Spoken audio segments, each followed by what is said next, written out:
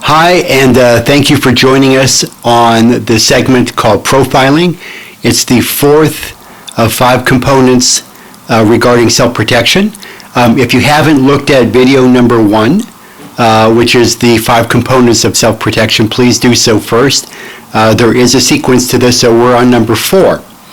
Profiling is a little bit complicated. People are complicated, and there's a lot of emotion and experience and predisposed genetic makeup and all these things going in to the mix, including not only with yourself but with everybody else you've ever met. So I'll try to make it simple, and maybe you want to take notes, I don't know.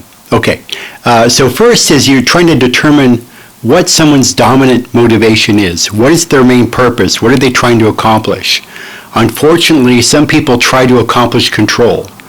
They try to overcome insecurity, or they try to perhaps become a victim, or be codependent, or use drugs or alcohol, or abuse people. So a healthy dominant motivation would be to help other people, like nurses, people in the education field, medical field, even legal advocates are maybe in the dominant motivation of helping people. You want to find out what that dominant motivation is. Usually they will tell you, you ask a question, for example, if you had all the money in the world, what would you do with it?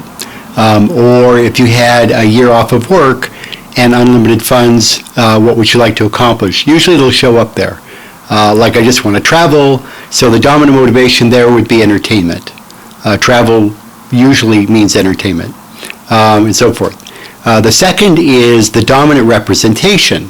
How does someone pretend to be, and does that align with who they really are? In other words, can you reconcile the dominant motivation with the dominant representation? So for example, someone says, I want to be an athlete, I'm working to be an athlete, I'm trying to be an athlete, I'm doing all these things, and then yet in their real life, their motivation is I want to eat, I want to sit around, I want to watch TV. Those things don't match. That's probably not a good thing. You want to be with somebody whose motivation and representation are very similar, if not the same. The third area you look at is pathology and trauma. Pathology are emotional injuries from the past as trauma, but pathology causes certain behavior, which I'm not a doctor or a clinician, but my experience is that narcissism and sociopathic behavior are really bad signs for someone who has a good heart and a good spirit, because those people with those issues usually take advantage of others, and it's all about them, not about you. So you want to look at traumas. An example is someone talks about a past experience again and again and again and again, and no matter what goes on in the conversation, it always goes back to that. I'd say that's pathology, or something that they are still re-experiencing. So you want to be aware of that. Number 4 is, what is the control or decision-making process of a person? Is he or she trying to control you, make decisions for you, or do they surrender all their autonomy to you and want you to make all the decisions and you to control them? Either way, it's probably not a good thing. It should be a balanced and equal relationship, if possible. Number 5, and finally, how does someone manage disappointment or resolve conflict? Are they doing it with maturity and long-term thinking, or with selfishness? Selfishness is usually identified with immature thinking. Do they do it with emotion or introspection? In other words, is someone trying to manage their disappointment or conflict patiently and quietly and methodically, and not throwing out blame?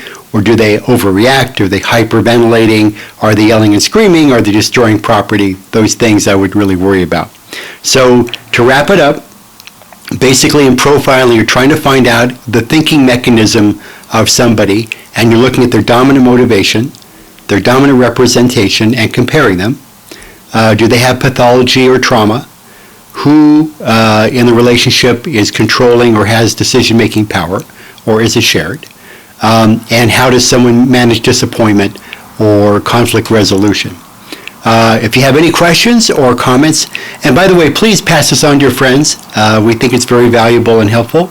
Remember that profiling is only helpful before an emotional relationship is established. Before you're dating and before you get to know someone better, you kind of want to do this in a conversational way, and don't tell them, oh, I'm profiling you. That really serves nobody and creates a lot of suspicion. So just keep it to yourself. You can reach us at info@netcheckpi.com. I'm Jonathan again, and with NetCheck Investigations in Burbank, and we're here to help you. Thank you.